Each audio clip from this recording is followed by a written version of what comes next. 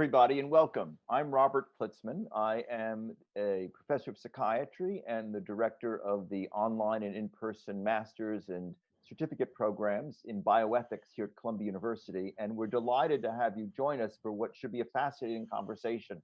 We have a terrific panel of world experts who are dealing with many complex aspects of COVID. However, we also see this as a very interactive session. So we welcome you to please write comments in the chat, and we will have our speakers have a chance to address them. What we're going to do is, first, I'm going to introduce each of the speakers, each have them speak for a few minutes. We'll be able to take probably a few questions after each speaker. And then when they're all done, I'll give them a chance to comment on what each of them have said, and then we will open the floor up for additional questions that you have. But please feel free to ask questions at any point, and we should be able to address hopefully all of them during the evening. COVID obviously is presenting many challenges, and we are, all of us, inventing a new normal every day as we go on. And what I've asked each of the speakers to do is to comment on how the standards of care, the standards of practice, the standards of behavior in each of their institutions is changing, and what kind of ethical and legal challenges come up as a result. Now, there may not be answers, but I think even to think about what are the questions that we should be asking, what are the things we should be thinking about as we each face these challenges in whatever worlds we each operate in is extremely important. So without further ado, I'm going to introduce the speakers. The first is going to be Dr. Unni Karunakara. Unni is, or was, the international president of Médecins Sans Frontières, MSF, Doctors Without Borders. Before that, he was the medical director of MSF's campaign for access to essential medicines, and he has been a humanitarian worker and public health professional for more than 2 decades. He has also been the deputy director of health of the Earth Institute Millennial Villages Project. He has been a professor here at Columbia and is currently on the faculty at Yale University. Next, we're thrilled to have Dr. Amrit Ray. Dr. Ray is the global president for research and development and medical for Pfizer Upjohn. Previously, he was the global president of R&D for Pfizer, where he oversaw many medicines being developed all over the world. Before that, he was at Johnson & Johnson, where he served as global chief medical officer for pharmaceuticals, and previously was the chief safety officer at Johnson & Johnson. He was trained at Edinburgh Medical School, worked at the Mayo Clinic, and also was an MBA from Dartmouth. Next, we're very honored to have Gloria Ramsey. Gloria is an attorney as well as a nurse. She's currently the associate dean at Johns Hopkins School of Nursing, focusing on diversity, ethics, and other important areas. And she's done amazing work writing about empathy, end-of-life care issues, advanced care planning for African-American patients and families, people with disabilities, and others. We then have Suzanne Goldberg, who is the Herbert and Doris Wexler Clinical Professor of Law, as well as being the Executive Vice President for University Life here at Columbia. She's been one of the leaders in Columbia University's efforts to deal with the epidemic and many complex issues of how universities should deal with the changes in behavior and practice and looking out after the well-being of students in all varieties of fields in the university. After that, we have David Hoffman. David has been a healthcare attorney and clinical ethicist and chief compliance officer for hospitals throughout the New York area over several decades. He was chair of the Committee on Bioethical Issues of the Bar Association of New York City and was a member of the Committee on Professional Ethics of the New York State Bar Association. He also teaches in our Masters of Bioethics program. So I've asked each of the speakers to talk for a few minutes, and then we will, as I said, have them respond to your questions, and we look forward to a fascinating evening. So without further ado, Unni, welcome and thank you again. Thank you, Bob. So it's great being here. I'm speaking to you from South Korea, which has been one of the countries that have done reasonably well it has come out looking quite good in the way they've responded to COVID-19. Um, Life outside is quite normal. Once you get out of quarantine, you're able to go to restaurants, you're able to go to parks.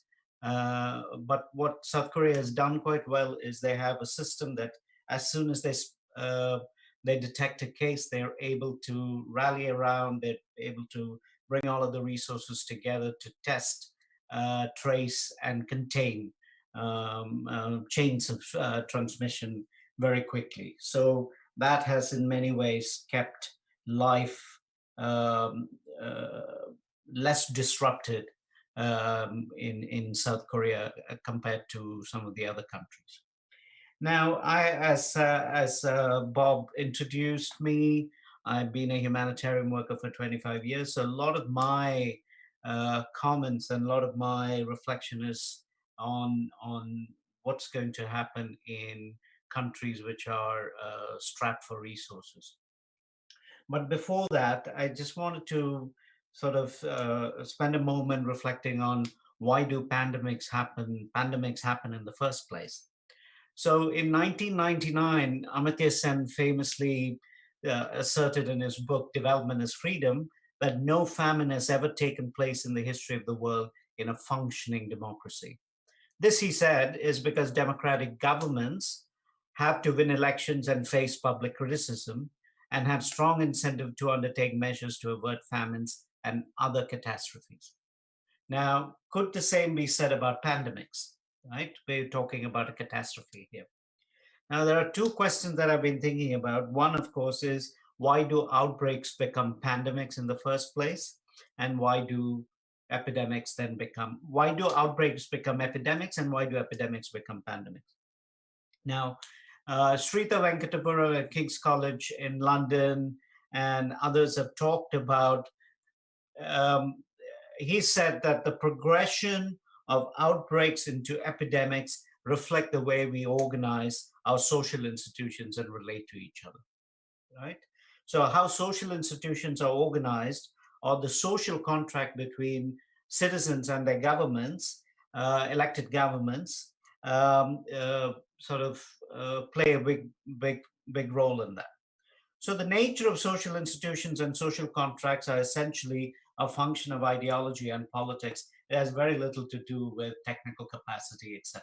Right? For instance, Americans are very likely to have very different access to an experience of healthcare if, let's say, under a Sanders presidency or a Trump presidency, because the political vision for health is very different. And this is something that we need to sort of keep in mind in responses as well. This plays out in responses as well. And this has big implications in many of the countries where we work. Now, some considerations here are, is health seen as a public good? Is it a human right? Are there stable and predictable investments in health and other social systems?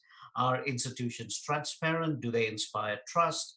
And can they be held accountable? And I think whichever country you are in right now, I think all of these elements, I think you would be thinking about it, and it'll be, do I trust the information coming out? Do I trust the institution, what they're telling us, etc. Similarly, the progress of an epidemic to a pandemic is reflective of the way global institutions have been organized and of the global contract between these institutions and member states. And that is also playing out as we speak.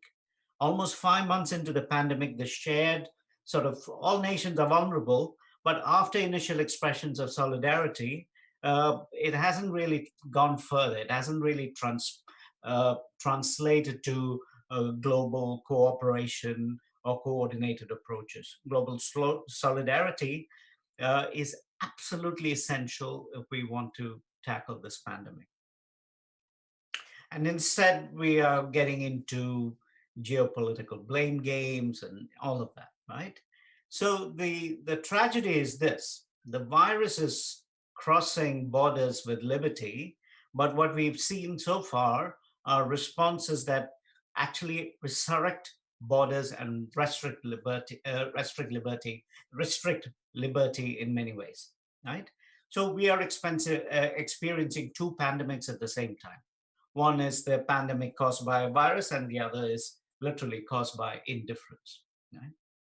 Now, so if you look at the responses so far, it's interesting to, or it is important for us to look at who has benefited and who has suffered in this, right? So many of the responses, that have been crafted so far will have long-lasting implications on the lives and livelihoods of people across the globe. So these decisions are being made with very little public discussion. Whether it's the use of surveillance technology in contact tracing, Korea has used that to great effect, but many other countries are doing it as well. The suspension of labor laws, as is being considered and being done in India, economic pressures to ease economic pressures on businesses, restrictions of travel to contain infections, or the stimulus relief packages for corporations. All of that, and Bob, you talked about going back to new normal.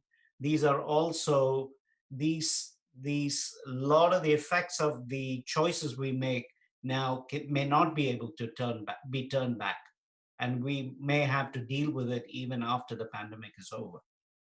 Now, Amartya Sen again recently remarked that participatory governance and alert public discussion is crucial to dealing with a social calamity like a pandemic. So these are two very important things, because I think what we have in our toolbox to deal with the pandemic are pretty similar, but more important is the interaction between the citizen and the state, and the citizen and the institutions. Now, interestingly, as we are beginning to understand the epidemiology, we are also becoming aware of fundamental deficiencies in health system capacities and critical failures in pandemic preparedness across the globe, right? So we are trying to use a blunt one-size-fits-all strategy, testing, tracing, treatment, etc. And we are realizing that does not allow for customization of responses on the basis of social and economic differentials. This is being played out in disastrous ways in India, for example, where a massive lockdown has been put in place, but we have large numbers of migrant laborers, millions of people who have been stranded, stuck in places with not enough access to food and healthcare, right? And we also know that blunt strategies insensitive to social and economic disparities have privileged the health and safety of the rich over the poor. And there are many instances and many cases, it's being reported widely. And racial disparities in the US, African Americans are 3 times more likely to die as white Americans. So that's also something that we are seeing. So basically, pandemics sort of highlight and exacerbate the inequities and the disparities that already exist in society. Now, we talked about, suspension of individual liberties, privacy, data concerns. Yuval Noah Harari recently said that we've seemed to have crossed a line from over-the-skin surveillance to under-the-skin surveillance. That a lot of the technologies that are being used at the moment are, like, for example, Israel is using military-grade surveillance technology for COVID, right? And a lot of these things with very little accountability and very little public discussion. Now let's talk about the scramble for PPE and other materials that are need to protect people. I think it's each nation for its own. There's very little solidarity. Even in a country, states within a country are competing. So when the federal or the central does not really work very well, India is also a federal state in many ways, Nigeria. So when you have the federal agency not working very well, then states are left to sort of fight it out in the marketplace, competing for resources, etc. And this also has implications on a global scale. Rich countries are hoarding all of the materials and with very little available for poor countries. And the production is, of course, not keeping up with the needs and demands. So Jeremy Farrar of Wellcome Trust and others have raised concerns about vaccine nationalism and that it may get in the way of global cooperation on vaccines and therapeutics for COVID-19 unless international agreements are established soon, right? So this is, when he talks about vaccine nationalism, he's talking about basically nationalism, that countries are. So again, we talking about a virus that crosses borders, but all of the responses seem to be operating within borders and not really sort of recognizing a shared vulnerability, etc. Now, very quickly going into responses, I mean, there are several, poor countries are not able to, all of the suppression strategies that, so for example, South Korea, the amount of resources that they pour in just into testing, we're talking about $300 to $500 per person, per capita, on testing alone in this country. No country in Africa or many of the places where I have worked in the past will be able to afford that. So suppression strategies that have worked in South Korea, New Zealand, Iceland, etc., is not going to be able to put, we are not able to put that in place in many of these countries. And the blunt use of lockdown, because when you don't, when you're not able to ramp up testing and contact tracing, etc., then you use blunt instruments like lockdowns. And lockdowns, what happens in a lot of these countries, who do they rely to enforce lockdowns? Those are militaries, militias, police that have been unaccountable in the best of times. So there are more things to worry about here.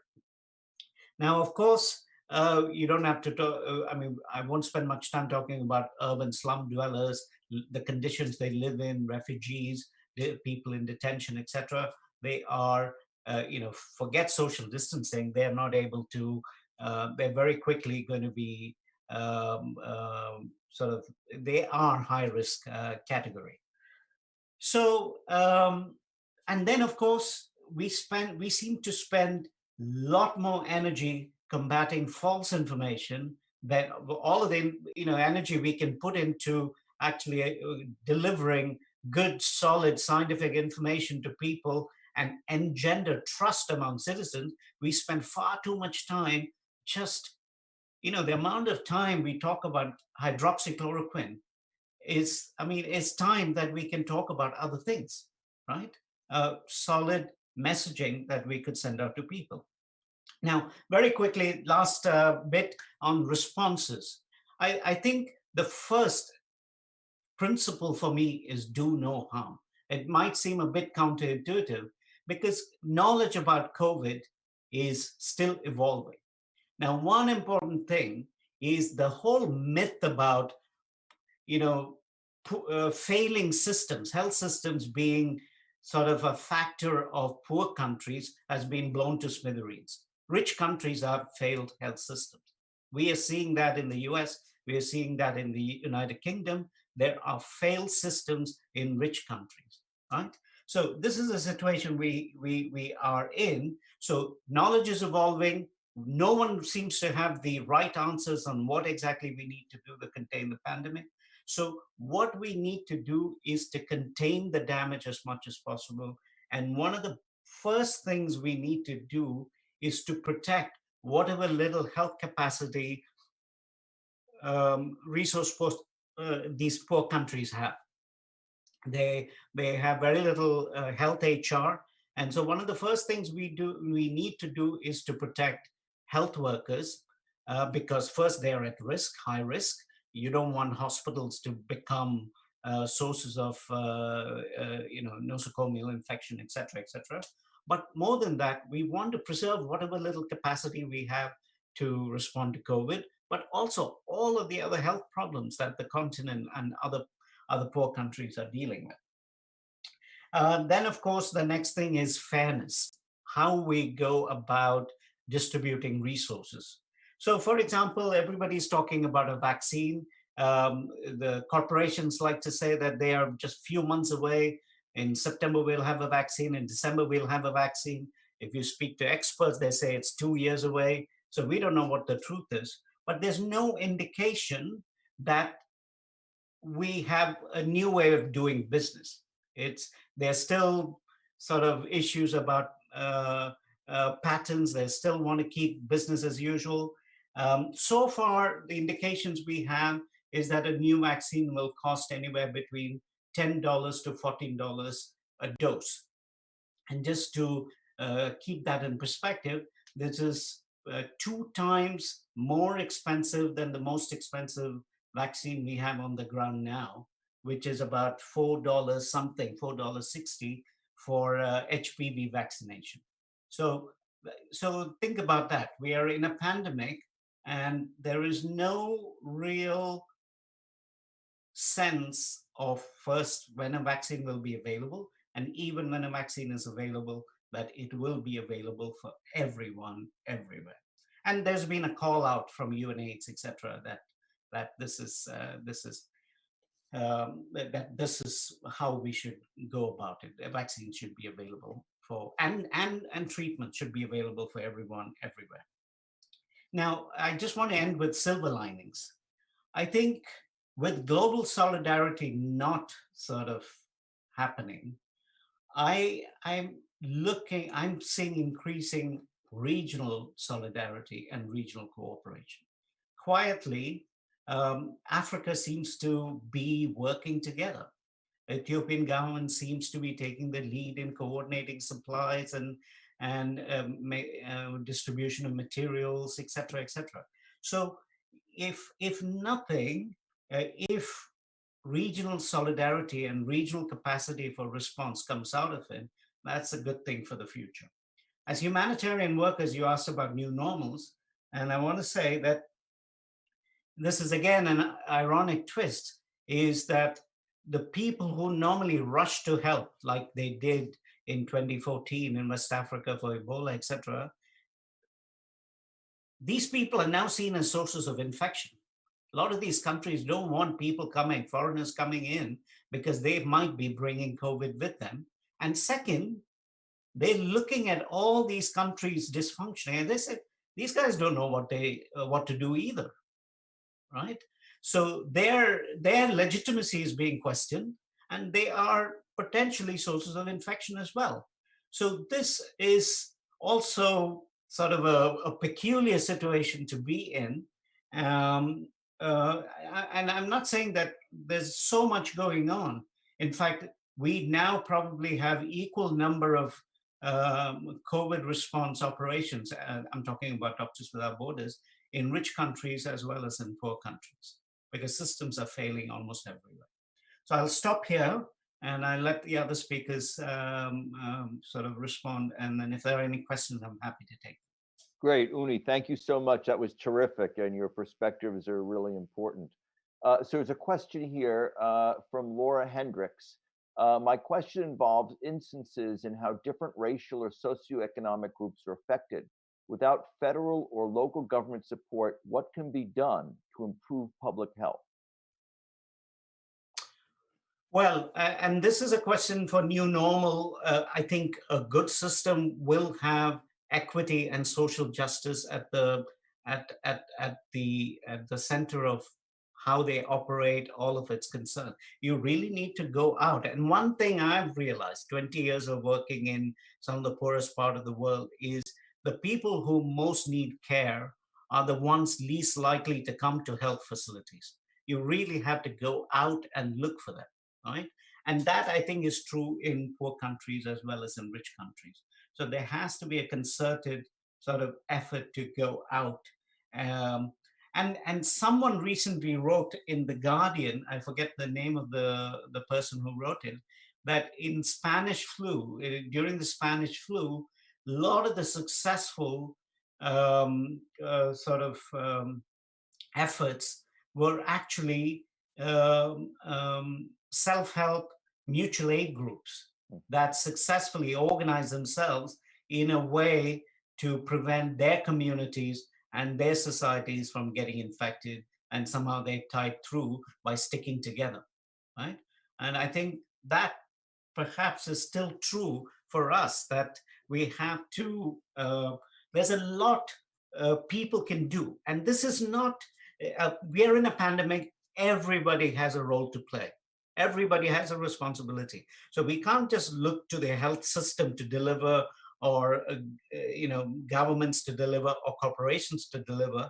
I think we all have a role to play in how we prevent chains of transmission and keep people safe. One example I'll tell you is in Italy, they put all of the older people in old age homes, and that actually proved disastrous, because once infection got there, mortality just went up through the roof.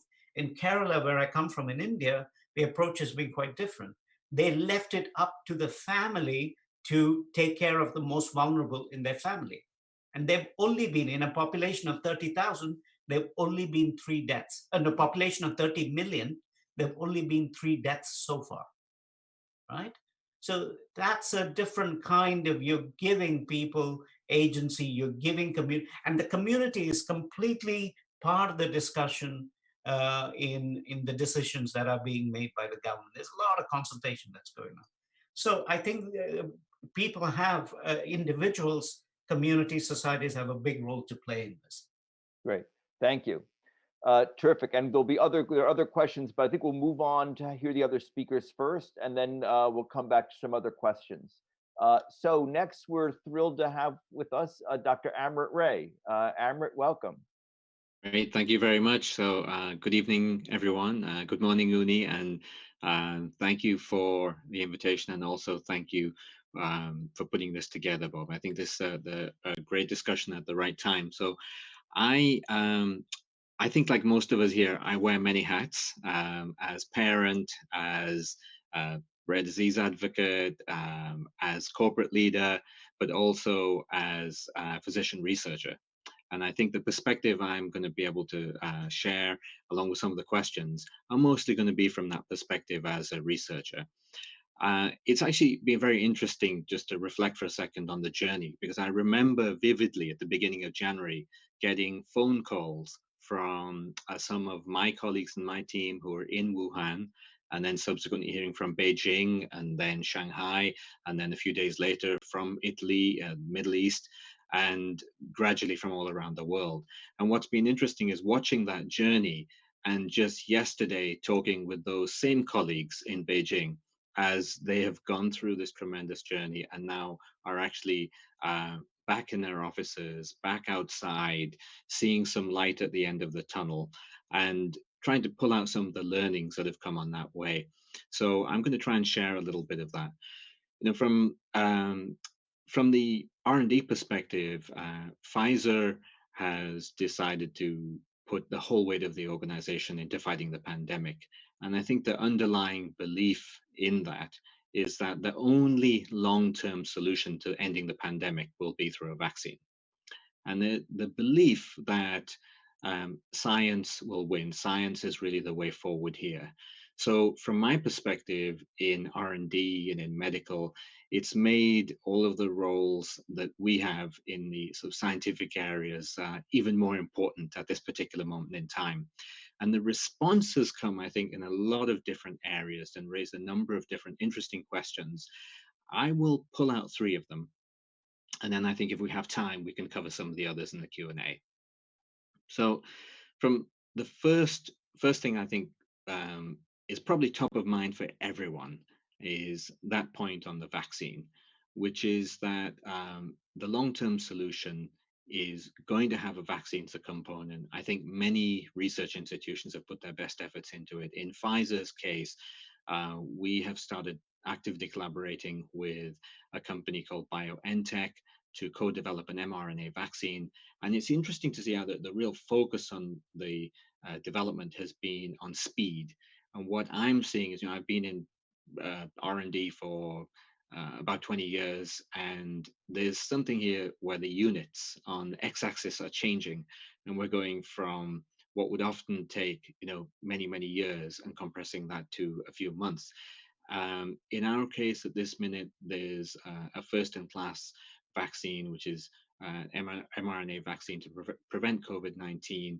We've just a few weeks ago identified 4 vaccine candidates, looked at 3 doses, and started clinical trials in 2 different age populations. Those trials are underway in Germany and they're underway in the US, and they're moving ahead, I think, as fast as responsibly possible. And what's also happening, though, is that in parallel to the trials, not knowing what the results of the trials are, we've made the decision to scale up manufacturing at risk, not knowing whether there will be something to manufacture. And the intent there is that if the trials are able to generate, vaccines that pass the appropriate scientific, regulatory, and other hurdles, then by the end of 2020, we would be in a position to make millions of vaccines available, manufacture millions of vaccines. But then by 2021, we would be in a position to make that number hundreds of millions. So you can imagine some of the trade-offs that have gone on there to be able to free up the capacity to be able to try and reach those numbers. But that's what's been happening from the vaccine perspective. And in parallel to that, there have also been efforts on treatment and identifying antiviral compounds. We've screened I think several thousand, compound libraries and identified a lead compound and some analogs. The lead compound it's a potent inhibitor of a particular protease, a 3C-like protease, which is a protease that's involved in the viral replication cycle. That has now gone into preclinical studies. And again, at the point on speed, we're trying to move that into clinical trials as quickly as possible. Now, that's sort of the what aspect of the R&D efforts. But what's also been interesting to me is seeing the how aspects. And the how aspects involve, I think, a different sort of mindset where the real question has been, how can we work collectively as a research community, whether in industry, whether in academia, government, wherever it may be.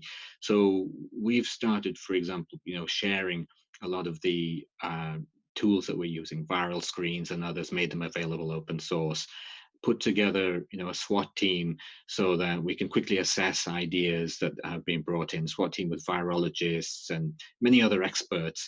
And to date, I think we have received more than 300 different outreaches, and we're going through them often around the clock, one by one, with the view to sort of leaving no stone unturned, and then coming back to say, could this hold some potential? And that sort of collaborative mindset, I think, applies globally, working with institutions around the world, with other companies, governments, and academia. And I think that's been actually very positive to see that it's a collective effort. So that's I think on the R&D front. On the second area, which I think has been both challenging and an area of a lot of learning, has been on the medicine supply front, and making sure that we're able to provide medicines, often not COVID related, in a very reliable way in the face of, I think, some unprecedented challenges. Now, in Pfizer's case, there's a very large global supply network, more than 40 individual manufacturing plants, but also more than 200 suppliers from many different countries. And that system typically has some redundancy built in to factor for issues like earthquakes, other natural disasters, and so forth, and also has some capacity calculations built in. So we've gone back to that and really tried to put in place a preparedness plan that responds to the pandemic by doing a number of things. I mean, firstly, we have recognized that a lot of the roles, a lot of these sort of critical roles, when we think about frontline workers in healthcare, there are very parallel roles that exist in supply chain, because it's very difficult to run a manufacturing plant through Zoom. You really have to go in and be physically there. And as a result, we've tried to prioritize, who are those key workers that really need to be in the plants, and make sure that they have the appropriate measures in place, social distancing and other things inside the manufacturing plants, put in place some digital operation centers, and also try to shift capacity, shift resources. And I think some of the intent of that is to make sure that we can continue the routine medicine supply, at the same time start to free some capacity for the vaccine supply. It's interesting looking at some of the great positives. I think the I would say, the heroism of a lot of the colleagues who have gone into the plants and realized, what's at stake if patients don't get their medicines, has been remarkable to hear about. And at the same time, I think a lot of the challenges that we have been facing have been that even for routine medicines, we've seen unprecedented levels of demand.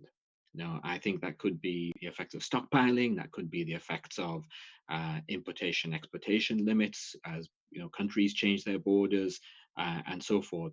But that's been very challenging just at a time when the ability to support plants has been challenged. So that's the second. I think the last area that I would raise has been around both our colleagues and the communities in which they live and work. So Pfizer has about 90,000 colleagues around the world, and safety of these colleagues, I think, has been paramount right from day one. What's interesting is that of the 90,000, about 83,000 are working remotely at this minute. So even putting in place the technology infrastructure to be able to do that has been challenging. And as we've worked with these colleagues remotely, it's been interesting to see a few different issues coming up. I think first, it's clear that the flexibility that's needed in the work environment, whether it is because colleagues are dealing with personal issues at home, with health, family, all kinds of other adaptations. I think we've all probably been through. It's been important to adapt simply the way that we work and try and keep a sense of connectedness, so that whilst we're isolated, we still have a sense of togetherness and that sense of we're in it together. The other thing that is, I think, been interesting is to look at the mental health impacts and the profound impact of isolation, of economic fears, and look at how we can try and be proactively addressing that with accurate information. It was interesting when Unni was speaking about the need for reliable information. We've also seen that along with the viral pandemic, there's been a pandemic of misinformation.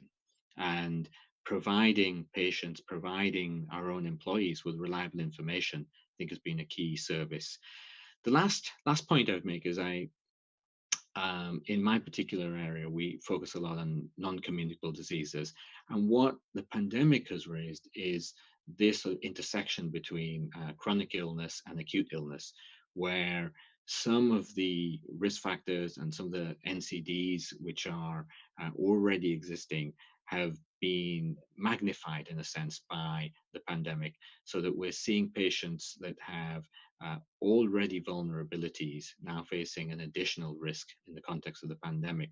And it is, this sense that the risks that are there, the inequalities that we sometimes see with NCDs, inequality is an underlying condition. And we're seeing that to manifest in a different way.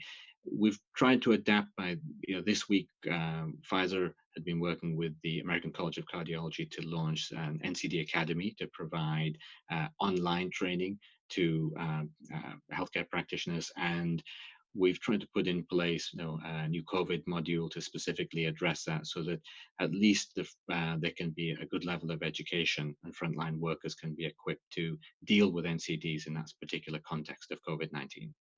So I'm going to stop there. I hope that gives some food for thought, and welcome any questions. Great, thank you. We've been getting a number of questions in, and it was fascinating what you just said, and lots of questions come to mind. I think what we're going to do in the interest of time for the moment is move on to the next speaker, and then come back for questions after that, if that's okay, just to in the interest of time. So, but that was terrific. Thank you. So next we have Gloria Ramsey. Gloria, welcome and thank you. I think you're on mute. I think you're still on mute. Great. Sorry about that. Great. That's okay. Thank you so very much. Wonderful. Thank you. I would like to certainly thank the host of this evening's webinar for inviting me to provide comments as we grapple with the legal and ethical considerations during COVID-19 pandemic, certainly being regarded as the world's public health crisis. And as we think about this crisis, it certainly has heightened issues of disparity. We are revisiting issues regarding the social determinants of health, issues related to social justice, and broadly issues of equity and inclusion. And I think these particular concerns undergird much of our discussions today in one way or another. So as I begin my comments, I'd also like to thank all of today's participants for being here this evening and for doing all that they do, no matter the role, whether it's in healthcare and law or society at large during this pandemic. When I think about the last 9 or so weeks and the number of people infected, and certainly the number of deaths, it is very sombering for each of us as we continue to do this important work.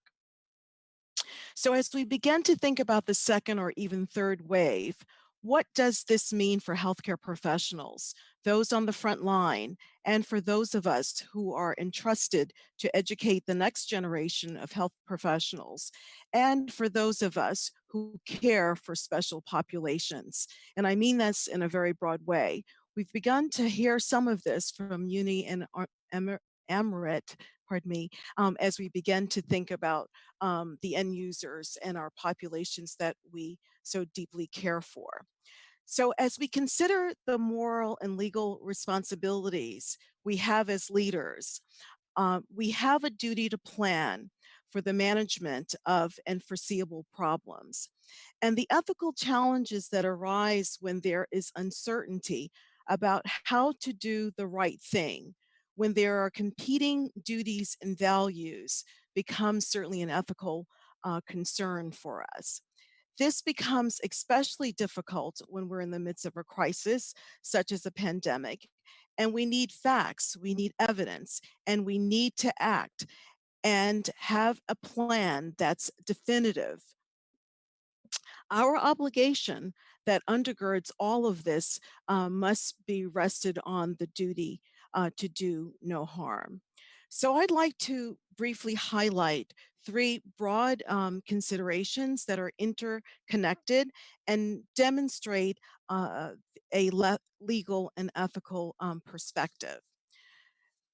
So the first I'd like to talk about really comes from state governors. I'm really referring to the actions of both the New York State Governor, Cuomo, and the Maryland State Governor, Hogan. And this relates to the shortage of healthcare professionals and the need to care for sick persons, sick patients. And so I'd like to also begin by saying prior to COVID, we've had a shortage of health professionals and particularly nurses, if I may. As we begin to think about healthcare professionals and the need for healthcare professionals, we must not abrogate our duty to do no harm. We must protect our healthcare workers and all that they do to carry out the duties that they are bound to do.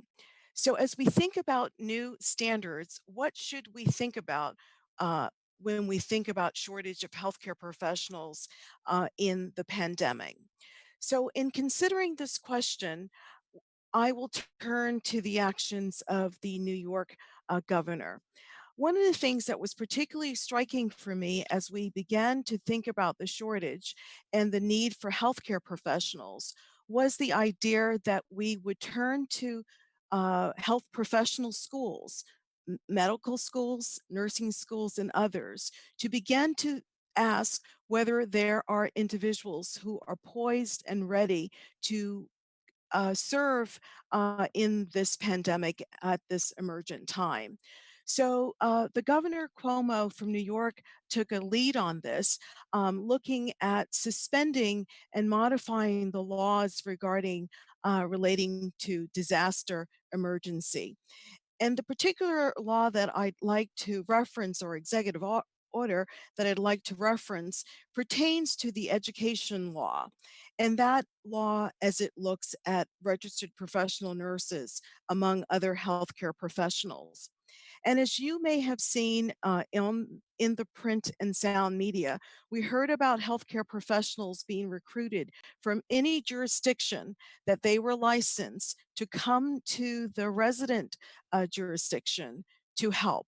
That we said that we are looking for individuals. At that time, New York was considered the epicenter, and we heard many pleas from Governor Cuomo, who asked that healthcare professionals come. And with that, there was also the relaxation, if you will, regarding the statutory requirements that those professionals be licensed in that jurisdiction. That rather, if they held a license and good standing in their resident jurisdiction and wanted to come from places across the country, including Canada, that we would New York would in fact have them join the healthcare professionals to care for individuals.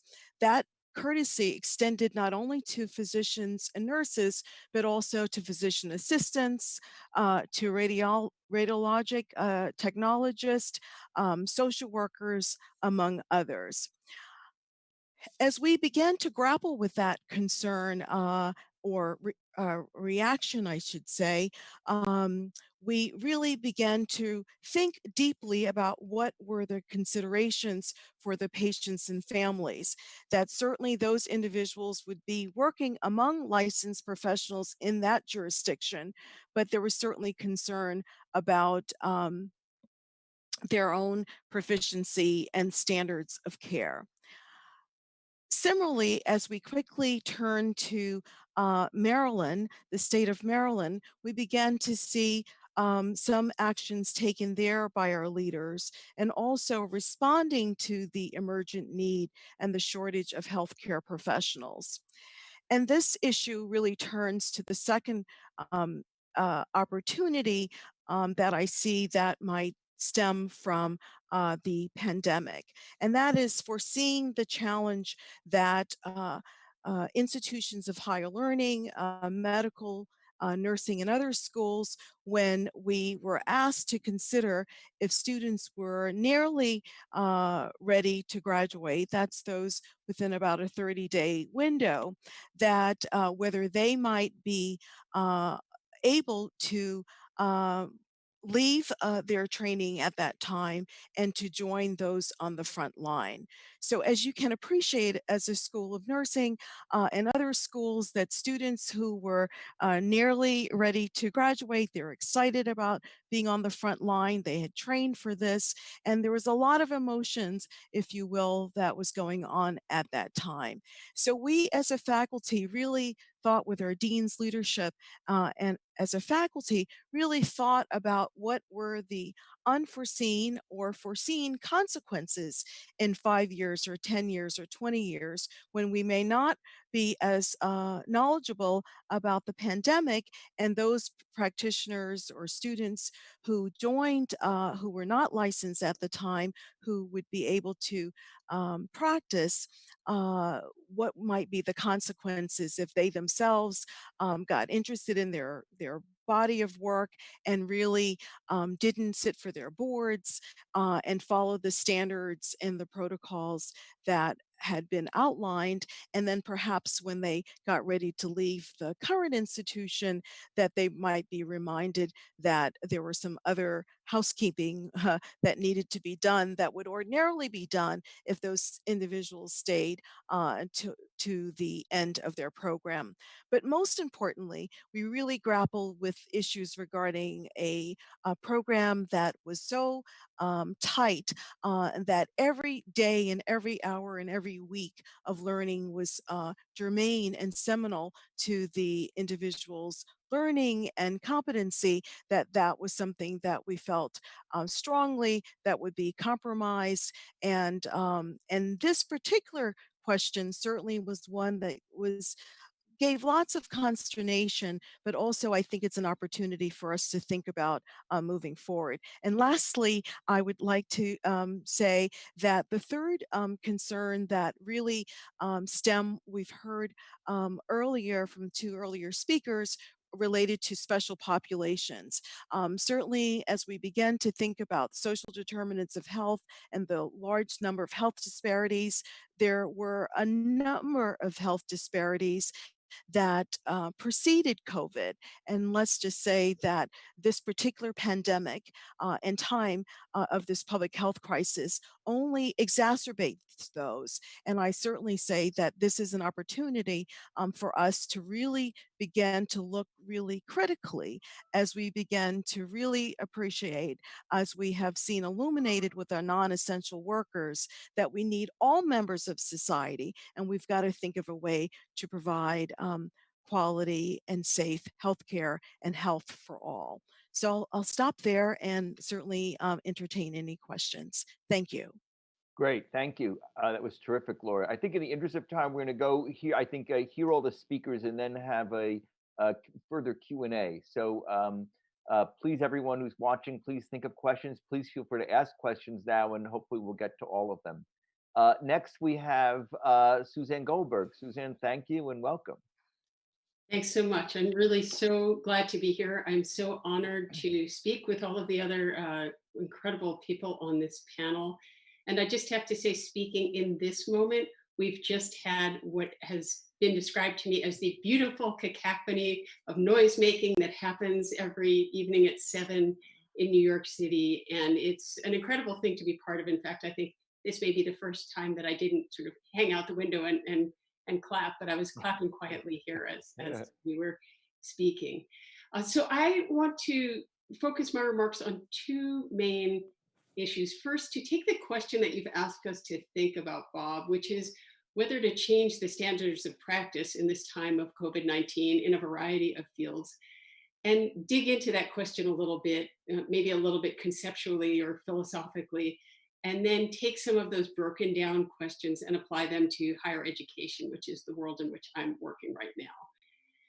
So particularly with attention to student health and well-being, I know, Gloria, you just spoke about a number of the ways these questions play out in the context in which you're working as well.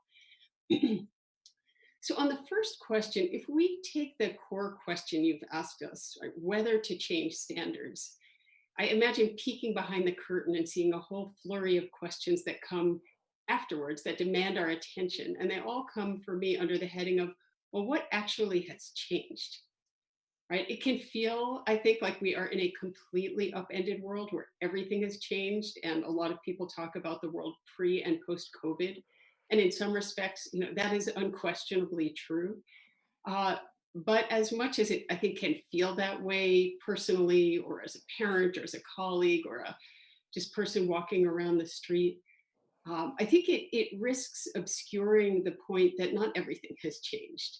And this actually gets to a point made by Unni and Amrit and Gloria, which is that the disparities that we are seeing right now in the experience of and in the response to the pandemic, illness, death, bias, economic consequences, right? All of those, as we've all talked about, rest on much deeper and enduring inequalities and inequities. And so when we think about how to come out of this experience better and stronger, I think it's critical, and whether we're thinking about the standards we apply in our individual workplaces or the strategies we think about for social change, to think not only about COVID, but about the structures and the history and the sort of complex pieces of the environment that have kept those disparities in place and that have enabled them to be so amplified in this time.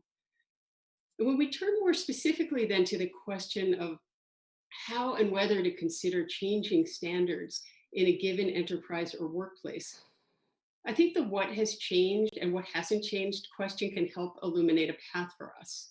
Framing the question this way, the what has changed or not, can also help get us out of reactive mode or emergency mode. I think, you know, to be sure, right, the situation we are in is incredibly dynamic. And I heard somebody say in a meeting today, anybody who is offering strong predictions doesn't know what they're talking about, and everybody else is being quiet. So I'm not sure what it says that I'm speaking now, but hopefully that's all right. I'm offering that I really don't know, but it's, as you suggested at the outset, Bob, questions, not answers.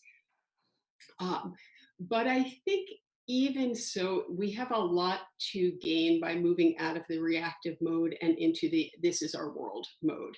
And not only this is our world and in sort of all of its challenges and deficits, but this is our world in all of its potential opportunities and new strengths that we haven't seen.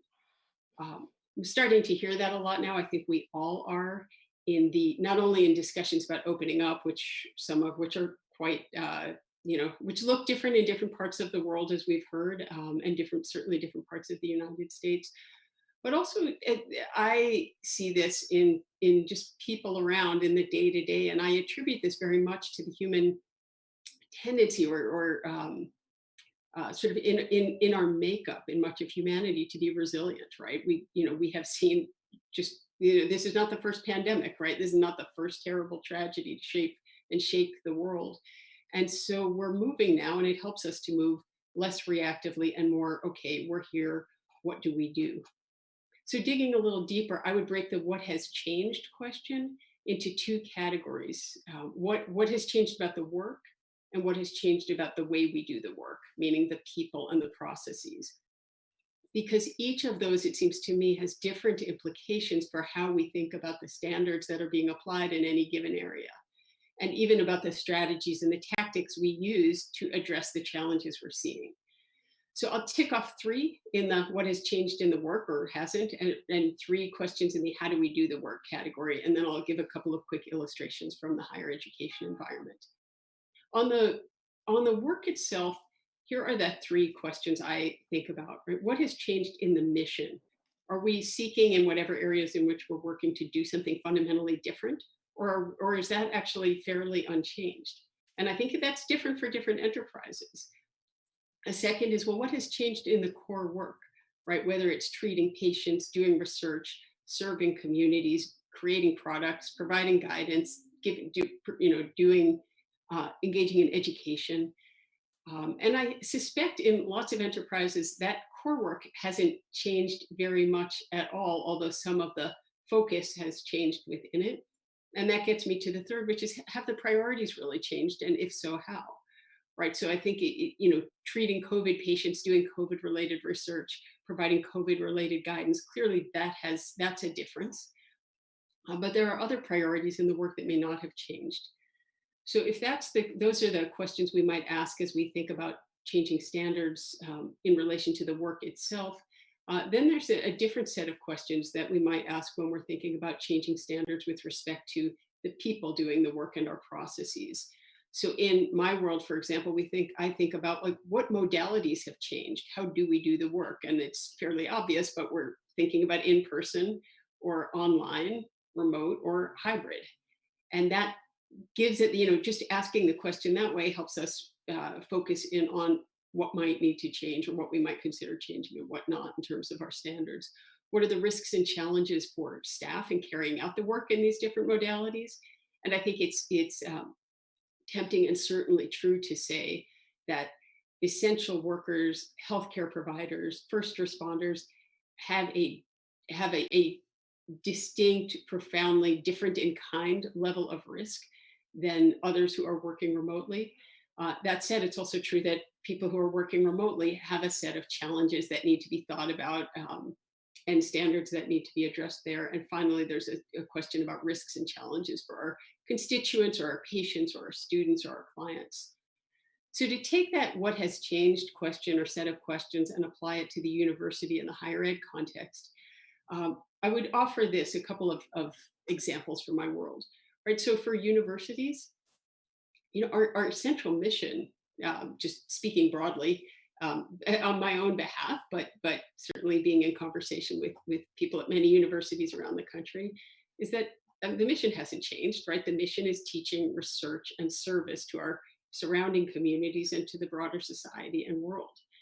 Some of our work has amplified in connection with COVID. Certainly, as we ramped down non-essential research, we ramped up a set of COVID-related research that wasn't happening. As we ramped down many student activities, we've ramped up a whole other set of student activities related to volunteering in ways that I'll talk about in a moment. How we do the work, some of it has certainly changed, right? We went, as all did virtually every higher ed institution, to teaching online, and we did it quite quickly. So what do we think, what's the standards question there? And sorry for the sirens outside, I'll just say on that, that the one real change that I've seen in the last several weeks has been that those sirens were coming every moment, it seemed, and now they are much less frequent, which says something about what the curve looks like in New York right now. But there are standards that change, right? Accreditation standards require a certain number of contact hours with students. So accreditation boards had to move quickly to change. And this was the point that Gloria was making, also related to nursing education. What do you need to graduate in terms of clinical experience?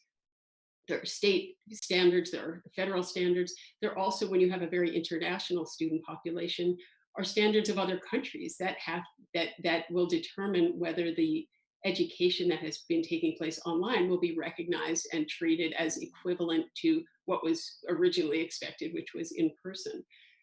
There are implications for visas as well, which I won't jump into now. We had to consider in the higher ed world the standard of grading. What do you do when you suddenly disrupt and go online in the middle of a semester? And so we moved to a pass-fail system, not because it's a perfect system, it's not, right? Every system, no system is perfect. But it was a way of responding to some of the inequities we're dealing with, right? Where people are sort of sent out into the world, sent to finish their studies in places they hadn't anticipated studying. And that experience looks so different for different people with no adjustment time, really, that the fairer way on balance, we concluded, was to have students study pass-fail for the remainder of the semester. We think about standards, changing standards related to what do people need, right? Hardware, software, internet access.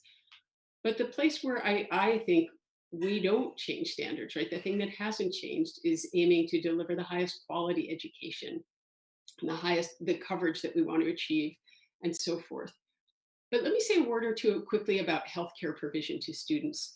And I want to focus specifically on counseling, which is of course a highly regulated area.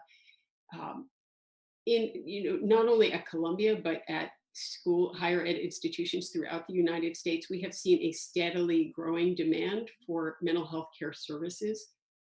And you can see the arc, it's not different from the arc that we see around people accessing mental health care services around the country, even out of school. But the demand is intense.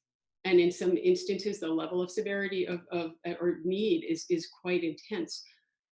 So the standards in the sense of regulatory guidance needed to shift, and did, with the move to telehealth, in ways that if we hadn't been in this situation, would have taken so much longer to achieve. And when I look at that, I think, this is actually a benefit, right? We have learned something from this shift and gained access to a whole other modality of providing treatment. On the other hand, groups couldn't be the same kind of groups anymore because in an online environment, we can't guarantee the same kind of confidentiality that we can when everybody is in a room. But that actually opened up new opportunities to provide workshops and drop-in kinds of groups that weren't really confidential group therapy or group counseling sessions, but offered a way to be, to have a whole lot more than we had the capacity to offer before, in a sense. So the same sorts of groups that are there for students who are in couples or are struggling with procrastination or are facing other challenges, but also groups that could ramp up quickly for students who were dealing with the grief from having their lives upended at school and their familiar expectations, or students who are really struggling with the degree and pervasiveness of anti-Asian bias that we have seen. Let me just add one other point, and then I'll stop so others can jump in. But I think we have a significant responsibility in higher education institutions to think about our students' well-being, not only in terms of the kind of healthcare and mental health care we provide, but also everything that surrounds that to support a sense of community and a sense of connectedness which are the fundamental things that we know are part of a student's ability to thrive, not only in class, but also outside of class, and to be a full participant in and contributor to our community. And so we had to, this is less about regulation again and more about the standards to which we hold ourselves. And so to me, it became very important quickly to think about what are the questions on people's minds, right? What are the worries? What are the fears? What is the grief? What is the boredom? What is the feeling of being lost? And how do we as a university community try to address that? And I won't go through all of the ways, but I will say that in a regular semester, I'm not sending, my office wouldn't be sending messages to students every Friday with resources, right? Because students have a lot of ways of accessing that information. But at this point, I felt very strongly that I did not want any student to go into the weekend without knowing where they could call if they were having a crisis, or what were the crisis helplines, or even what were some things they might look forward to in the coming weeks. And so that became part of the rhythm, was to sort of communicate much more regularly, to offer new kinds of activities for students to connect, some of the fun, some of the fitness. We had a very popular online cooking class and contest. And you may think that this has nothing to do with anything that we're talking about in this setting, but I think as we do think in both in work environments and in educational environments about adaptation, it's thinking about what are the new ways to conceive of our workplace community or our patient community or our constituent community, and how to support that. And how to create the unstructured spaces also. That is part of what people have lost, I think, to some degree in this environment. I'll mention one last thing, which is that students have really taken tremendous leadership in a variety of ways across the country. One of what's happened at Columbia is something called the Student Volunteer Service Corps, or Student Service Volunteer Corps. I'm sure I don't have the acronym exactly right, but it's been student generated with faculty support, and it has given students who are interested in public health ways to get involved.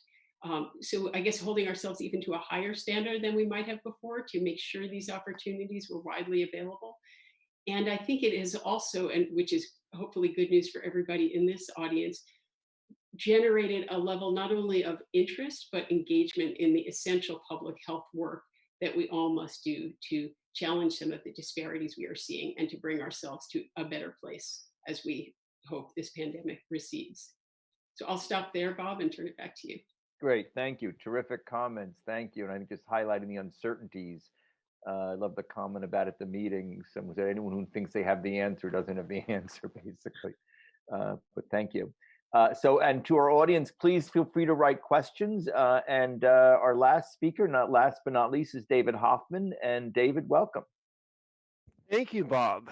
And thank you to all of my colleagues for helping me think about my responsibilities in new ways, which is something we really need to do. I found this educational and dare I say therapeutic, because the last few months have been jarring for me and for my institutions, Columbia University and the hospitals that I advise.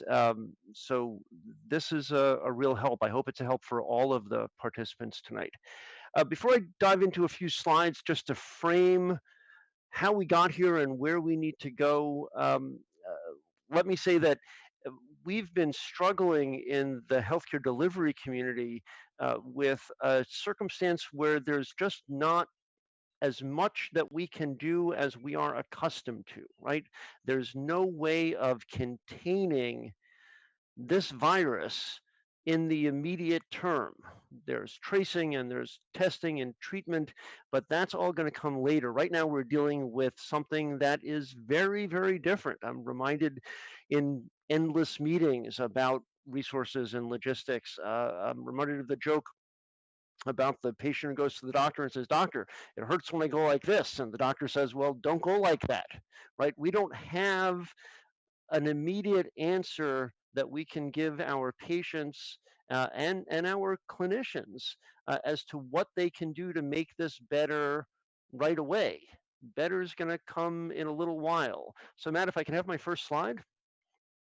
What we need to think about as we dive into what we're doing here is what rules we should be following, right? because we have lots of laws that are relevant, and we've seen that in the battle over the Defense Procurement Act at the federal level and the endless stream of executive orders that we've seen in New York State. We're now up to Executive Order 202.31. That's 32 versions of Executive Order 202. But we can frame this discussion from a legal and ethical perspective with these three concepts. The duty of care, that is, do we have an obligation to provide care? That has a legal and an ethical dimension. The standard of care, if we're going to provide care in this most extraordinary time when we don't have enough ventilators and masks and gloves, PPE is a phrase that most civilians were not familiar with, and now it's part of our vocabulary. And the related concept of the duty to rescue. And the duty to rescue is an interesting moral and legal question having to do with how much risk we as a society want to demand that others assume in fulfilling their duty of care in accordance with a relevant standard of care. Next slide, Matt. So before we dive into all of that, for those of you who are here tonight and receiving CLE credit, we have to attend to the formality of the attendance verification code. So write this down. The first attendance verification code is pandemic. Next slide, please. So how did we get here? I read this headline this morning, and I have to tell you, it angered me. The New York Times reported some data from some researchers at Columbia University that the delay in the lockdown cost at least 36,000 lives. That is, if we had the infrastructure, if we had the plans in place, if we had the channels of communication to get to where we got to, but just a little bit sooner, 36,000 less people would have died. And that hits home for me because I lost someone very close to me, and I imagine he might have been one of those 36,000 people. Next slide, please. So this work by our colleagues at Columbia, which is in pre-publication on the differential effects of intervention timing on COVID-19 spread in the United States, tells us that the ability to act quickly will determine the effectiveness, much in the way that the ability to dispatch a fire truck to a burning house will determine whether the fire is confined to the kitchen or takes the entire structure down. And we know that that can move from just one room to an entire building in a matter of seconds. Next slide, please.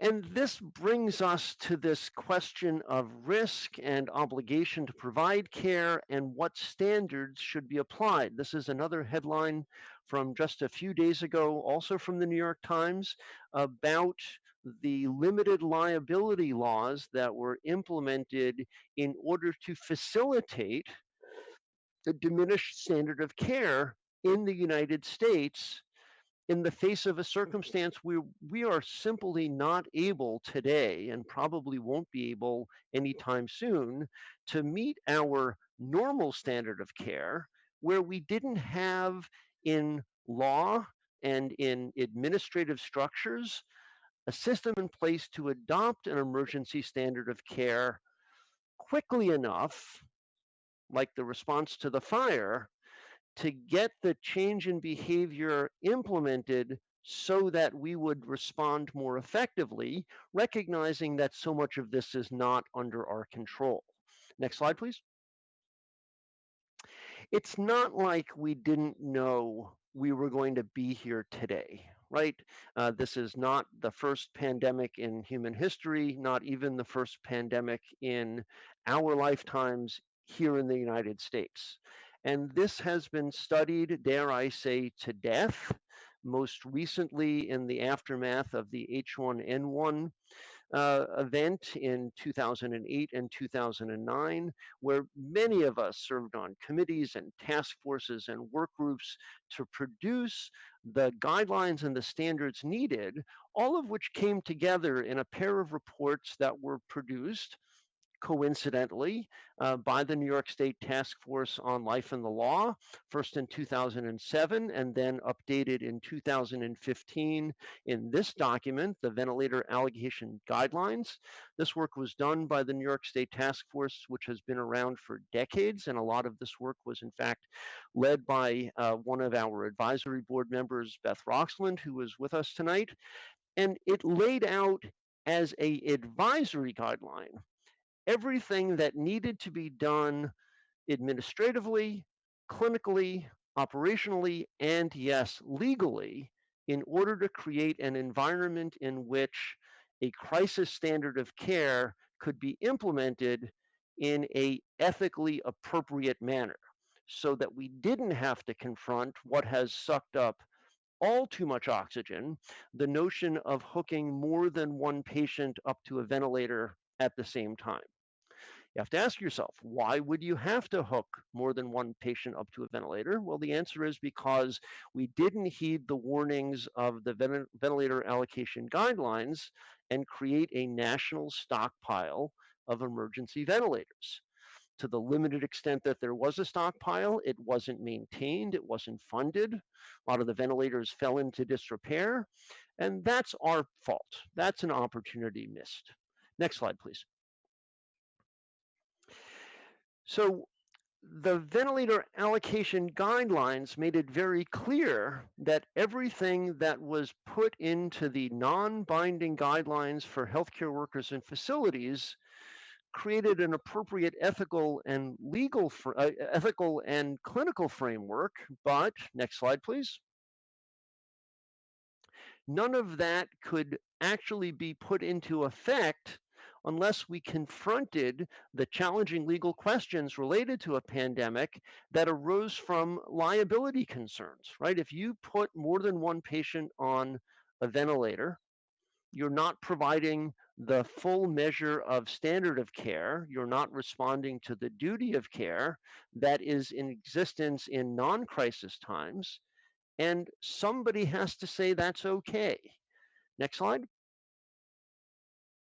And to do that, to say that it is okay to put more than one patient on a ventilator, or to say that it is okay to reuse PPE, somebody has to create a legal structure because, as the report said, there is no guarantee that a court will accept adherence to guidelines as a defense against liability should lawsuits arise. Next slide, please.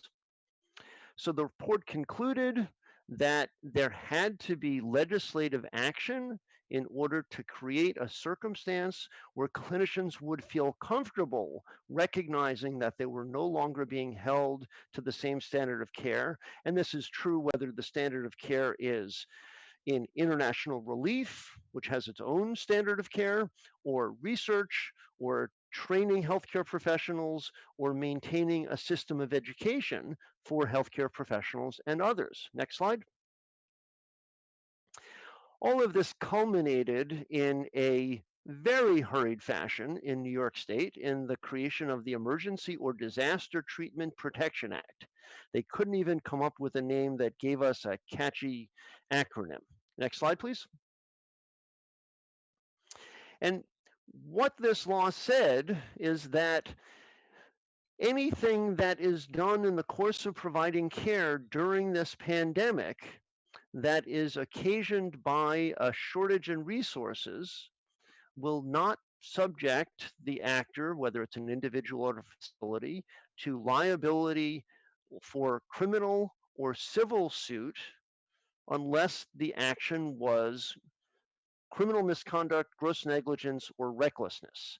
And then with the qualification that acts, omissions, or decisions resulting from a resource or staffing shortage shall not be considered willful.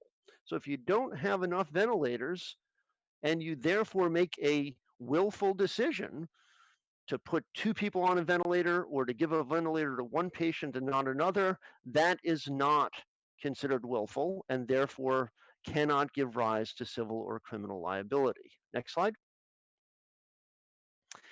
So what I am telling all of my clients and what I tell all of you is that while this law was important because we could not have implemented the ad hoc emergency standard of care that we did, it only provides protection from liability.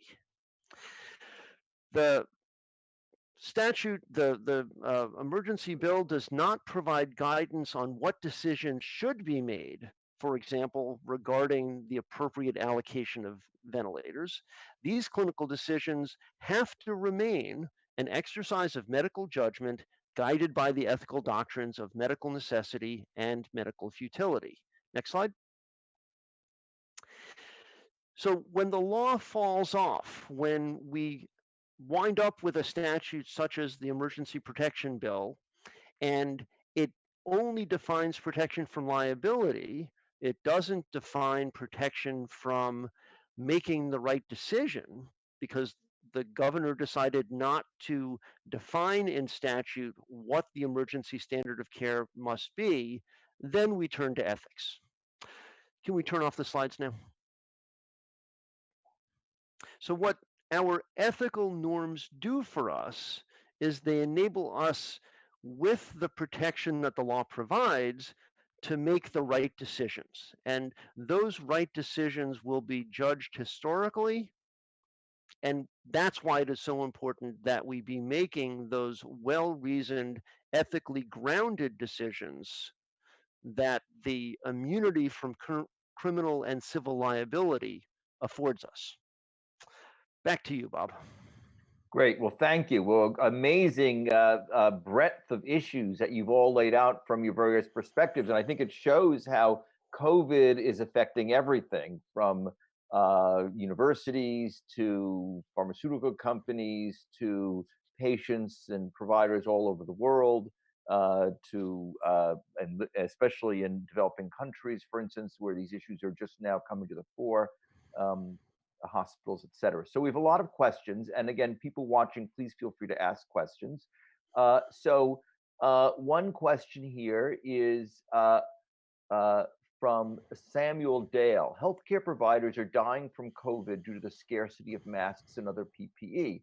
In the face of extraordinary risk, is there a limit to healthcare providers' duty to care for their patients? David, any thoughts, or anyone else? Yeah, that is the issue of the duty to rescue. The reason that the duty to rescue, the obligation to go to the assistance of somebody who falls in a river, is defined by ethical norms and not defined by a legal obligation, is it's really impossible to craft a law that gives an individual adequate notice of when and to what extent they have to put themselves at risk in order to fulfill that obligation. That's why that's an ethical obligation. We're seeing that ethical norm tested in ways it has never been tested, as clinicians are forced to provide care in circumstances that they were not prepared for, under a condition where there ought never to be a shortage of PPE anywhere, certainly not in America. That is the result of conscious decisions not to fund the insurance policy that is emergency preparedness. So Unni, how about from your perspective? So doctors and nurses go into the field with MSF and put themselves at risk all the time. How does MSF look at these issues? Is there a limit to how much providers should put themselves at risk? Yeah, sure. I mean, I think humanitarian workers perhaps accept a little bit more risk than a doctor in New York City. But what David said is absolutely right.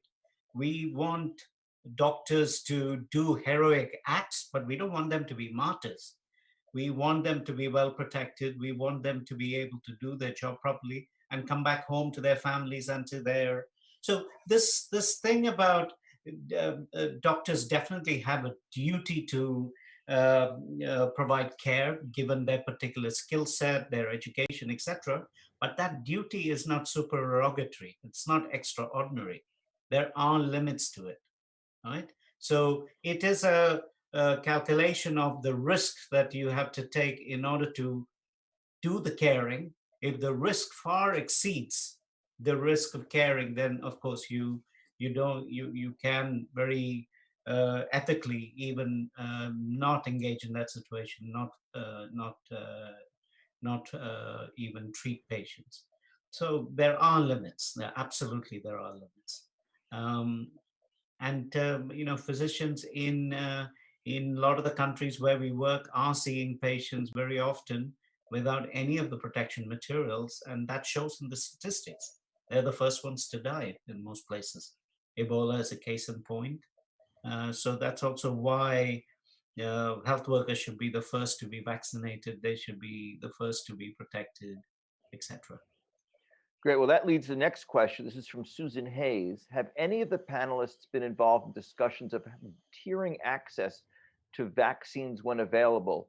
Amrit, I'm wondering about if you have thoughts on that. And also, as you were talking earlier, I was wondering just about the timetable. So needs for phase 1, phase 2, phase 3. Normally, it's not just the development of vaccine, but clinical trials. Is that going to get rolled out differently, do you think, or what are people in your world thinking about those kinds of issues? Yeah, thank you, Bob. So uh, on the question of access and tiering access, I think the challenge that is being anticipated there is that if all of the science and regulation and manufacturing and so forth goes to process, no matter what happens, we'll always be in a situation where there's a ramp up curve. And during that situation of a ramp up curve, how will allocation happen? And I don't think anyone has reached that point of going through the specifics of that yet, because we don't know when that exactly will be and what sort of volume and what gradient that ramp up curve will have. But from experience where we've encountered situations where there are limited supplies, I think we get into that classic bioethics question on scarce resources. And my sense of how we could approach that is going to be to apply, I think, some bioethical principles and probably sit with bioethicists and other public health advocates so that we can put in place some criteria based on probably where the most vulnerable populations and where the greatest need is, and be able to allocate it in that way until we reach this point of broader access. And then to your second question, your reflection on the timelines. Right now, the trials that are underway are phase 1, 2 trials, and there are still some questions on what will happen in terms of phase 3 trials. And I think we have to look at what the results are. Are there, for example, any safety signals that we're seeing that require further exploration? Are we seeing particular effects in populations, subpopulations that need further exploration, and so forth? And then I think we will have to look at the timelines based on that early data. At the minute, the estimates that we're seeing for end of year are based on all the data that we have. I think we also are very sort of self-aware, though, that we may have to come back and revisit these. As I think everyone here is aware that there are no mRNA vaccines for infectious diseases that are available yet. So this is certainly new science, and I think that always comes with some unpredictabilities. Great, thank you. Gloria, here's a question for you. How can we balance the need for properly training current students in general and disaster relief with the dangers of lack of PPE and hospital personnel capacity for proper education? So I know medical Suzanne. students at Columbia are not allowed on the wards at the moment, or haven't been in traditional ways. Certainly, I'm just wondering what for nursing schools, nursing education. Any thoughts about that? Yeah, that's a very interesting question. And of course, it's complex, right? So as we begin to think about, what nursing students have been doing, certainly Suzanne talked about a lot of volunteerism that students have been engaged in that capacity. But in terms of our training, uh, during this time, certainly our students have not been caring for COVID positive patients. And they're lots of reasons for that, and some of those also involve the law. But certainly, when we begin to think about the patient's safety, I wanted to say that one of the studies that was released recently involving 32,000 US nurses, the American Nurses Association reported that 87% of nurses are afraid to go to work. And when you begin to hear 87% are afraid to go to work, and 43% of the 32,000 have reported that they have made their own personal protective equipment, Hmm. it really does resonate in a way about whether, you know, how do we best manage this situation when we're thinking about those that are immediately at risk. I remember in the early days of reading about Italy, there were 73 physicians and 24 nurses, I believe, who died early on. And I think Russia has had a large number of physicians who've died. And you begin to think about pipelining. I argued at the beginning that there is a shortage of healthcare professionals, and certainly there's a shortage of nurses. Let that be understood. And when we think about how we're losing individuals, whether to the disease and to death, or what we can potentially see as post-traumatic implications and mental health concerns as a result of the pandemic, it's a broad implication on the profession and how we move forward, and how do we best protect those who are willing to serve in a heroic way, but also sustain them, so that we can begin to think about pipelining, and how do others begin to think about whether or not that's a career of choice and that's what they're being drawn to do. So uh, that's some of the initial thoughts about, how might our standards be more considerate of public health concerns or public policy concerns to address the shortage and the need for healthcare professionals to be there when we need them. Great, thank you. Suzanne, here's a question for you from Greg Okawele. Professor Goldberg, great presentation. With regard to the question about what modalities have changed, what are your thoughts on which ones might be temporary versus permanent? So there's more online education. Do you think universities are going to look different, quote, post-COVID than they do now? Any thoughts on that? Yeah, I'd love to jump in on that. I actually wanted to first say something, Yes. to build on something that Gloria just said, which is, when we see the shortage, as you were talking about, of PPE for nurses and other healthcare providers, and people are resorting to having to craft their own, it makes me think actually also about how teachers have been sort of required, in a sense, to create materials for their classes, to dig into their own funds, to buy basic supplies to handle teaching. And it's all, to me, sort of interconnected in this undervaluing of essential resources and the kind of fundamental provision of basic services that we need to have a society and a sort of thriving and an equitable society. And it's another example of the ways in which this pandemic offers a sort of a magnifying glass on top of really challenging pre-existing conditions, as it were. And it raises a question for us. And I think it puts a challenge to us about what are we going to do, right? As we build in the immediate response, the urgent response, how do we think about long-term strategies? And so maybe that connects into the question about, well, what's going to happen to education and higher education in particular? I don't think anybody is making the argument in a general way that having young kids, spend all day on Zoom is a great thing for their social and emotional development.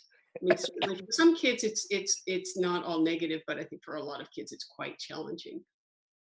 In the higher ed context, this is where I go back to what I said earlier, which is in the beginning when we first, and not just Columbia, but many higher ed institutions moved online.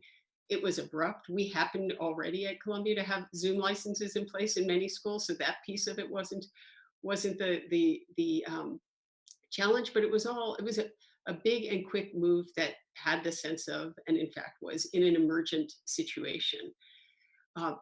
That said, as we kind of taught through, I had a seminar, for example, Move Online. As we taught through the semester, I think some of what we saw was, in some settings, online is actually as good as or better than the in-person modality. You get, in some settings, everybody looking at each other. You get a quality of exchange and interaction and focus that you don't always get in class, particularly when students keep their video on.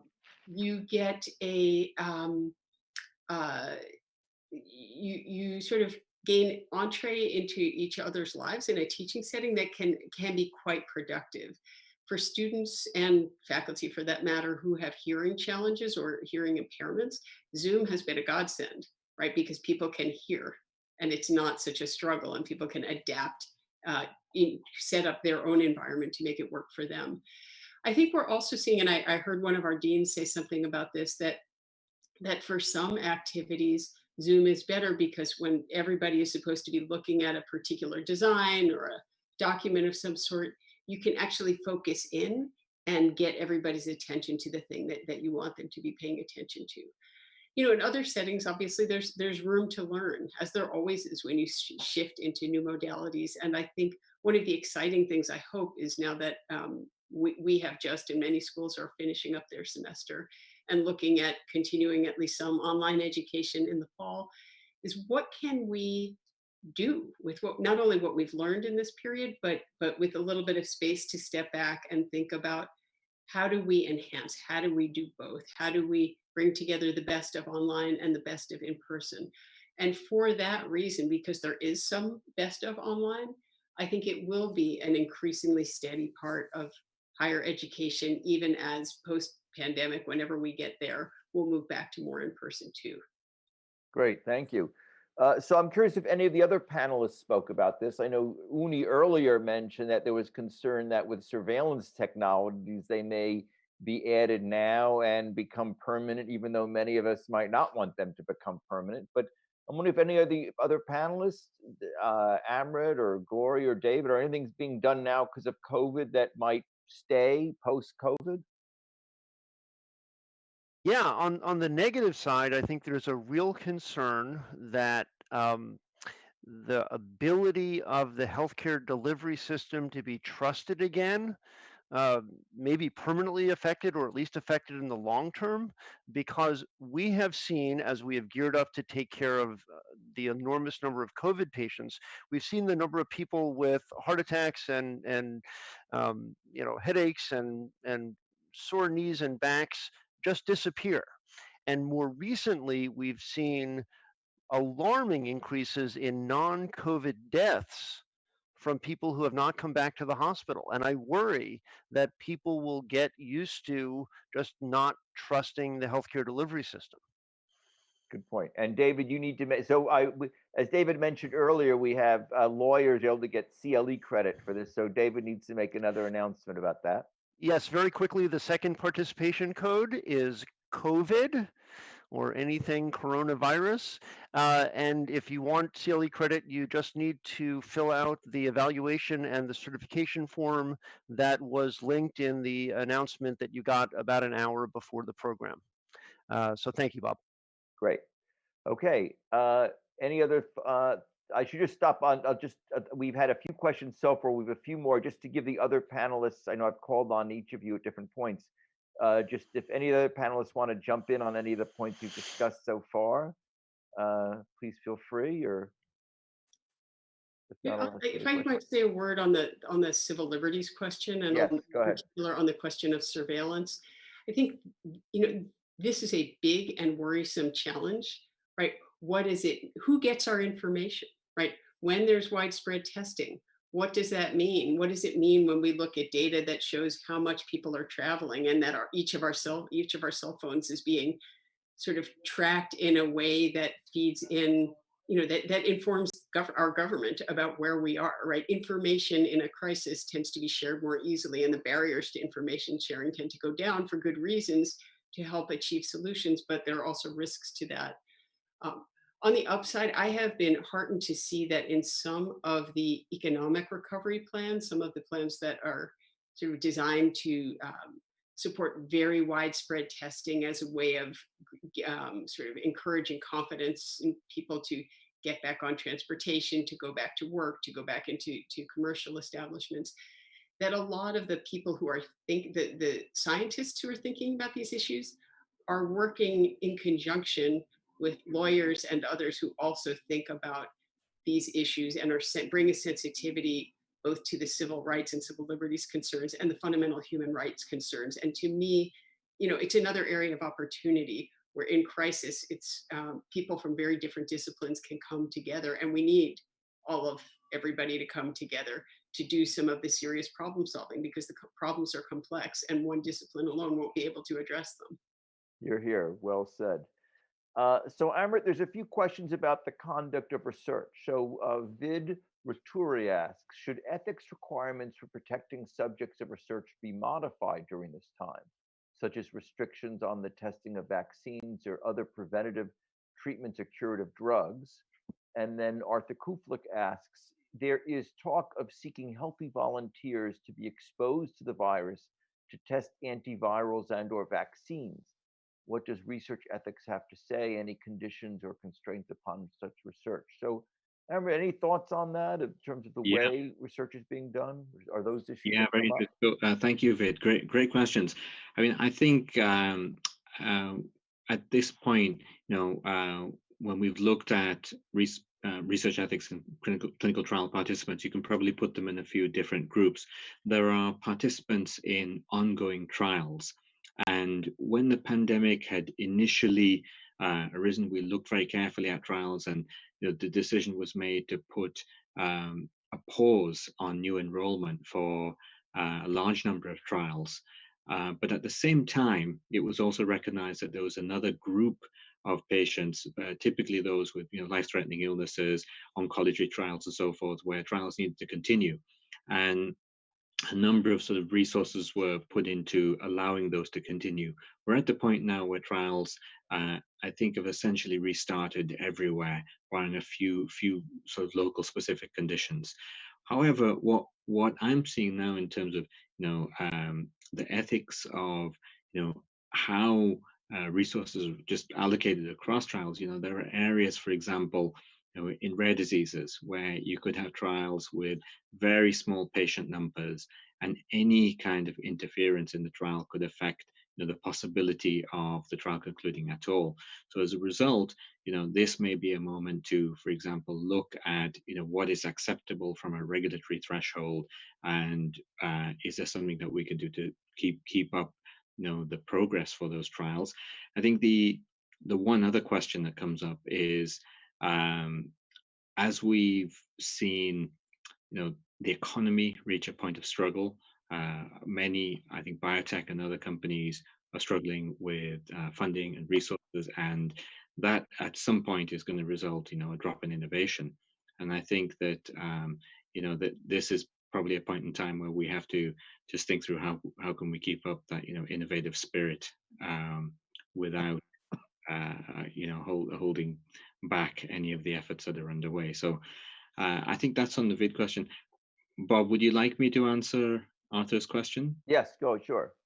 So very, very quickly, Arthur, at this point, all of the trials that I have seen have been on healthy volunteers, and there's not been a need to have volunteers who would be willing to, for example, be exposed to virus during trials.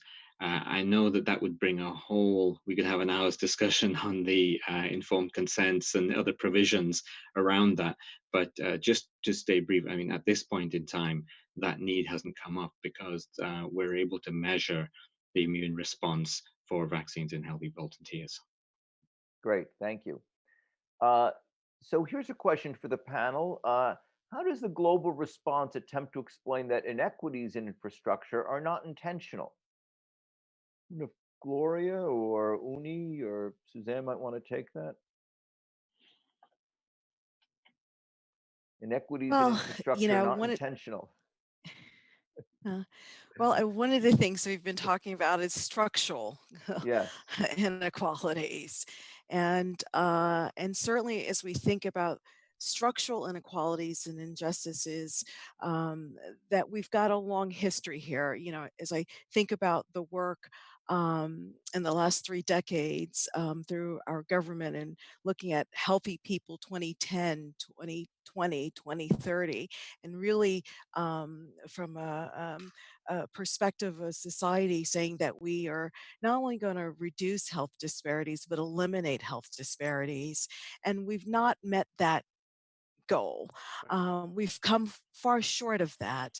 And I think that as we hear some of the discussions moving forward, understanding, the need among our marginalized and communities of color, we've begun with COVID to really see these issues be illuminated in a way that I trust that we cannot move forward without really addressing them in a meaningful way from a structural perspective. And so there is the opportunity here. And I think that seeing how it's played out across our segments of our society may um, help us to value uh, persons and in a different way that really brings us together for the Yeah. purpose of addressing these structural concerns. Intentionality has to be applied to both actions and omissions. And to the extent that we have known that we would face another pandemic and we made the intentional decision not to prepare, that creates moral culpability. Unni, go ahead. Now, the other thing is to carry on from what Gloria said. If we center our response around hospitals and sort of specialized care, this disparity will only grow and continue, right? In South Korea, where I am, where they responded early, I've had 2 tests so far. I have not been to a hospital. I got my tests in a car park.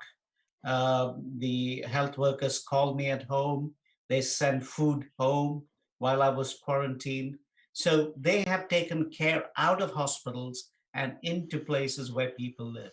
So that needs to happen if we want to eliminate disparities. If all of our efforts are centered around ventilators and hospitals. So in Korea, what they did, they reduced the number of people who need ventilators by getting people to stand in front of a phone that would do a thermal sort of temperature check. It would measure your respiratory rates, and then they had, they measured hypoxia by pulse oximeter, and they vastly reduced the need for ventilators and critical care. Right. So we need to move care out of hospitals into communities, whether it's car parks or community centers or schools, gymnasiums, stadiums.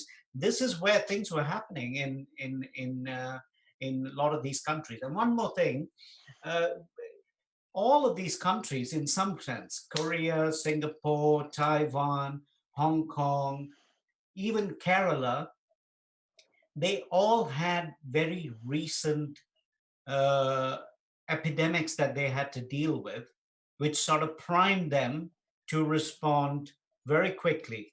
Because the best time to respond to a pandemic or an outbreak is very, very early when there are even cases, right? Very often. Now, in retrospect, that might seem like too much effort because nothing happened, nobody died, etc. But you will only know that if you've gone through such an experience before. And all of these, South Korea had to deal with the MERS outbreak, Kerala had to deal with the Nipah outbreak just a couple of years ago. So they knew what they needed to do. The mechanisms were in place, and they were able to gear it up very quickly and very fast because these things were very fresh in their minds. So Europe and the US had never had to deal with something like that. But there's also a little bit of arrogance that we are the best. We have the best institutions, so we know how to deal with it. So, and when David talked about the days lost, and that's very critical. Every day, sort of, you are exponentially increasing the number of people who are at risk of dying. Every day you don't act. So there are many, many lessons to be learned from this, but fundamentally, you have to, all nations have to look at health in very different way. And what Suzanne said earlier, how do you value essential workers like nurses and teachers, etc., are critical as well, that they be given a living wage. They're, all of that is, you need a new social contract to be able to deal with situations like this. Otherwise, it's very quickly we are sliding into the same old model of corporatized healthcare, which no doubt provides the best healthcare, but not for everybody. It's for some people. If I could build on just one thing that you said, and this is one of these where I think we could also spend another hour in this part of the conversation. You made the point that a number of other countries were primed to deal with this pandemic because they have dealt with their own epidemics, and they knew you had to get started quickly, not only with medical supplies and PPE, but with education of the community, and with a kind of taking something seriously from the, at the local level, as well as in the national resources, whether it's hospitals or other health or other places where healthcare is provided for people with more serious needs. And in a certain way, I think of the US as being primed in the opposite direction, right? So our recent priming with respect to healthcare crises, pandemics, epidemics, has been in a direction of that's other people's problem, right? Ebola was offshore. Yeah, exactly. H1N1 largely offshore. Zika, mosquitoes, okay, in Florida, but not really, didn't have a big impact everywhere, or not sort of in a widespread way. And I think even when we look at this pandemic and the disparities in its harms, we could say there could be, this idea that, oh, well, this only affects low-income community of colors plus healthcare workers. Yeah. But the thing about this pandemic is that's not and I think if those were its only effects, I don't think we'd be seeing the response we're seeing now. But sadly, reason, right, that we're in the place where we are, and where I feel some hopefulness, cautious hopefulness. you need to move away from the idea that global health is something that happens to other people in the globe and not to Americans. That exceptionalism, I think, is something we are all in this together, but some people are more in it than other people. But this needs to be dealt with collectively, and not by individuals, or not by nations alone. So, and I think, and as not only a medical problem, right? Yeah. And not only a healthcare problem, right? It's an educational problem. Yeah, absolutely. It's a resource problem, and it's something so very basic as it's a problem of how do you get food? What are the supply mechanisms to deliver to support people's needs so that they don't create risk for themselves or others? I mean, there are so many different vectors in, and I think this actually goes to something somebody said in the beginning. Like there's a lot of room for anybody with any kind of expertise to jump in and make a contribution, because there are so many different pieces that led us to the situation we are in now. But for education to work, there needs to be trust. I mean, so if we're living in the age of fake news, who to trust?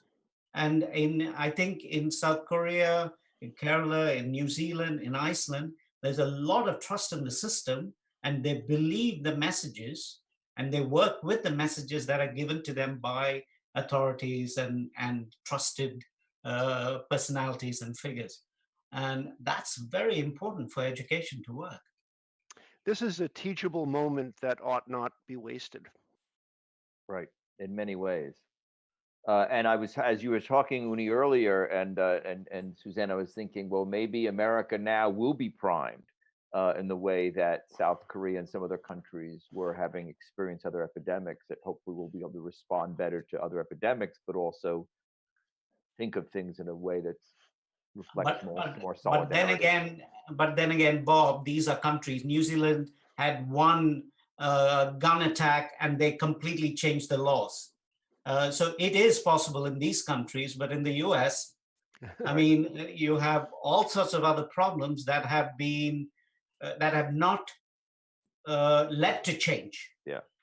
Of the fundamental kind of change that we need to see has not happened in gun violence, for example, racial disparities, for example, right?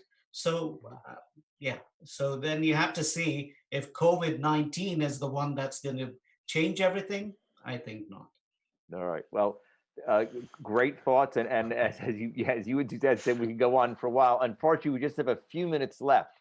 So what I'd like to do is just give each speaker a moment to say if they have any final thoughts or words. I think it's been a fabulous discussion. We can go on for a long time, and there are questions we didn't get to, but I think this has been fascinating and eye-opening in many ways. So, Amber, do you want to start? Maybe any final thoughts, comments? Final thoughts are just that we heard a lot of different perspectives here, but ultimately what I take away from this is that we are all in this together, and the levels of collaboration, the levels of information sharing, the levels of collective learning that I've seen now, I hope that they continue in the future. I can see a few permanent changes. You know, all of us are on Zoom right now. We've probably heard that Facebook, Instagram have made permanent changes to their employee culture and said, you know, you may never have to come back to the office. I hope that in sort of the scientific research process, we can also see a few permanent changes like that in terms of collaboration. Great, that'd be terrific. Gloria, any final thoughts, comments? You may be on mute. I think you're on mute. Sorry. Great. Yeah. In terms of, yes, I certainly believe as we think about higher education and where we're moving, I think there are new opportunities. I don't believe that, I think that digitalization is certainly here to stay and that we're going to be seeing a lot more of that. I teach bioethics and I certainly was one a little bit more resistant to thinking that we all had to be in the physical space to really do this work, and certainly having less than 3 days to get the course up and going and moving has really brought a new awareness and a new thinking to this area. So I think that it is providing an opportunity. I think as faculty, we're the most resistant sometimes, and we are really in a new day. And certainly I do believe that we'll see some changes. Great. Unni, any final thoughts, comments?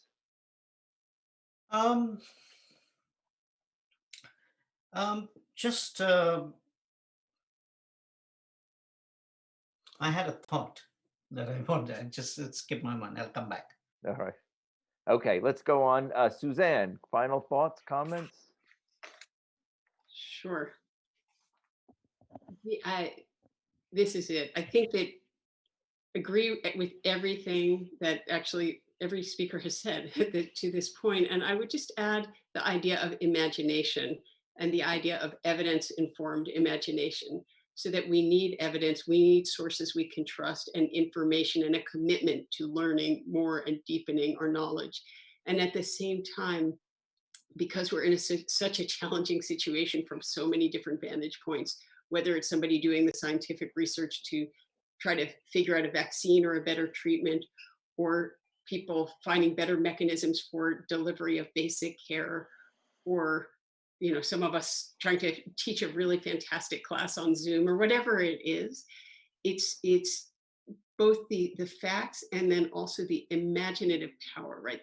The willingness to think beyond where we are, to treat this world as not just a challenging one and as one operating at a deficit, but one also in which we've opened a new door and are having opportunities that we could not even have imagined before, and trying to really seize those, be imaginative about them, and take them in a truly great direction. Great. And I think Gloria had mentioned also that this is a moment for opportunities, or to see opportunities in what we've been facing.